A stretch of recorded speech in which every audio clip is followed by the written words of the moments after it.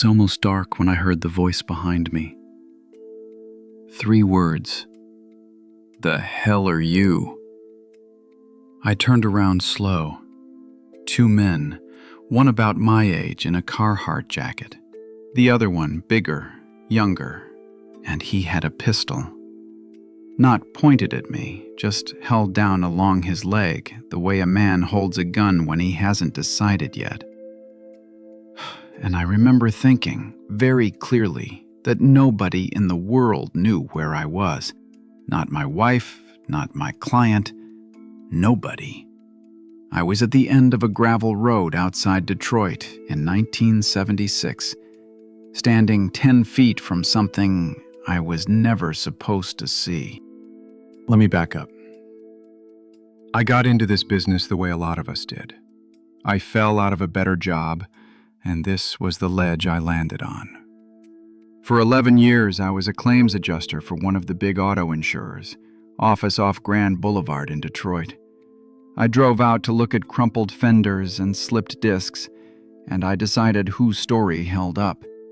Then the company reorganized in '74 and cut half the field staff.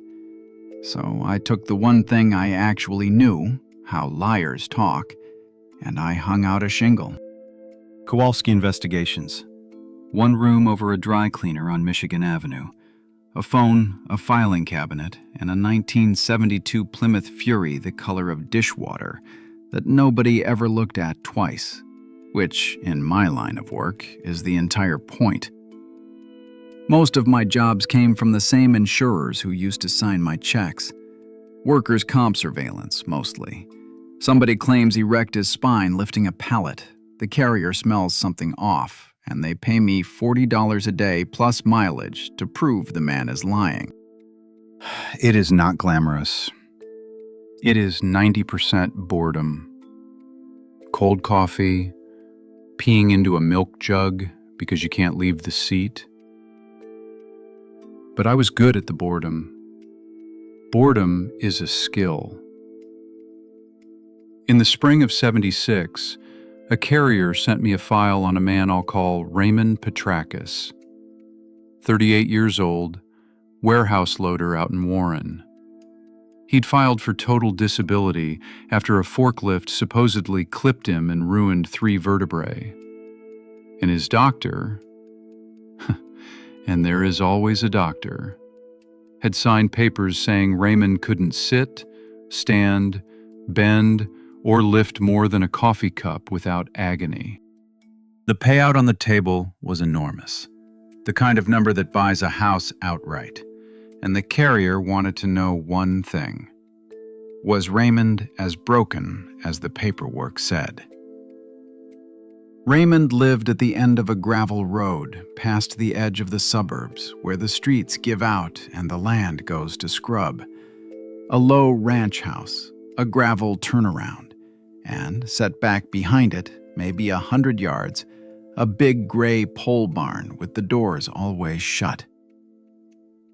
Remember the barn. I found a spot to park the Fury half in the weeds by a collapsed fence line where I had a sight line to the house but wouldn't be obvious. And I settled in to do what I do. Watch. Wait. Write down times. For 3 days, Raymond played his part beautifully.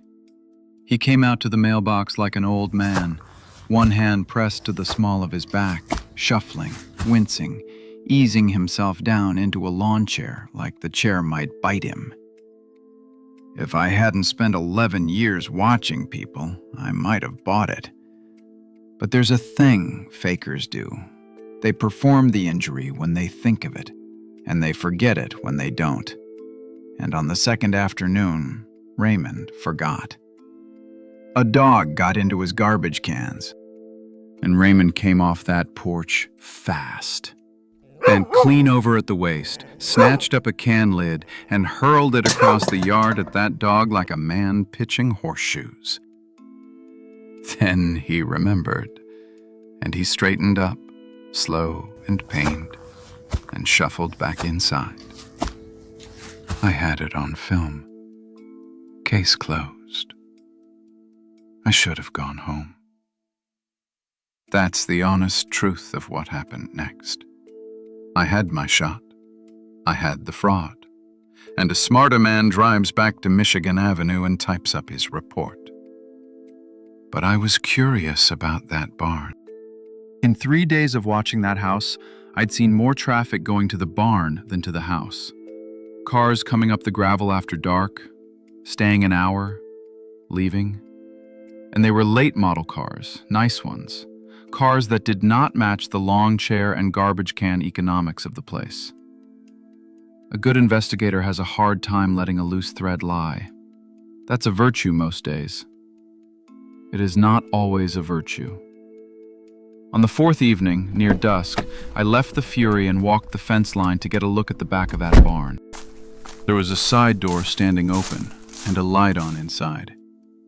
And before my brain caught up with my feet, I was close enough to see in.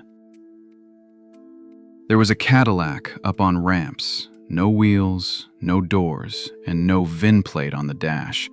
I could see the bare rivet holes where the plate should have been. Beside it, parts. Fenders, seats, a transmission on a pallet. It was a chop shop. Raymond wasn't just cheating an insurance company out of a disability check. He was cutting up stolen cars in the barn behind his house. I had about 2 seconds to appreciate that before the voice behind me. "The hell are you?" My mouth went to sand.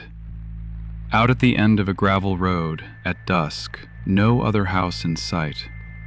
I understood, in my body, not just my head, that these two men could put me in the ground behind that barn, and it would be a long time before anybody came looking.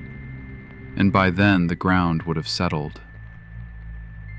Here is the only useful thing I did that whole night. I did not look at the Cadillac. I've thought about that a lot since.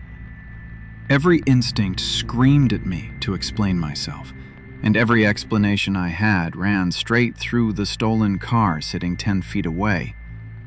So I looked at the man in the Carhartt jacket instead, and I made my face tired, annoyed, and I said the dumbest, most boring thing I could think of. I told him I was an appraiser, that I'd been sent out to look at storm damage on a property 2 parcels over, that the addresses on these county roads were a nightmare, that I'd walked up to the light to ask directions. And did they happen to know which place was 8100? And then I complained about road signs. I kept my hands loose and my voice bored, and I complained about the county's road signs, and I did not stop. Because a man complaining about road signs is not a man who has seen your stolen Cadillac. I had a clipboard in the car, and I gestured back toward the Fury like the boredom of my job was the heaviest thing in my life. The one in the Carhartt jacket looked at me for a long time. The younger one looked at him, waiting to be told something. And that was the moment the whole night balanced on. Whether that man believed that boredom is harder to fake than fear. He decided, finally, that no appraiser would be dumb enough to walk up on the wrong barn. Which is exactly the kind of dumb an appraiser is. And he told me 8100 was the White House back the way I came, and to get off his property. I did not run. Running would have undone it. I thanked him. I actually thanked him. And I walked back down that fence line at the pace of a man who is annoyed, but not afraid, feeling the space between my shoulder blades the entire way, waiting for something I couldn't have stopped. Nothing came. I got into the Fury, and my hand shook so badly it took me 3 tries to get the key in the ignition, and I drove out slow with my lights off until the gravel turned to pavement. I turned in my report on Raymond the next morning. The garbage can film, the times, the whole tidy little fraud. The carrier was thrilled. They saved themselves a fortune, and they never knew how close their $40 a day man had come to never filing anything again. I never told them about the barn. What I did do, from a payphone outside a diner on Van Dyke, was call the Warren police. No name. I told them there was a chop shop operating out of a pole barn at the end of that gravel road, and that they might want to check the VINs on whatever came and went after dark. I hung up and I got in my car, and that was the end of my part in it. I don't know what came of it. That's the unsatisfying way these things usually end. You don't get the last chapter. But I learned the lesson that kept me alive in this work for 20 more years. And it's this. The case they hire you for is almost never the most dangerous thing on the property. Raymond's back was a lie worth a lot of money, and no threat to anybody. It was the thing behind the lie, the thing nobody hired me to find. That's what nearly got me killed. So now, when a claim smells simple, I ask myself one question. What's in the barn? And I do my looking from a lot farther away.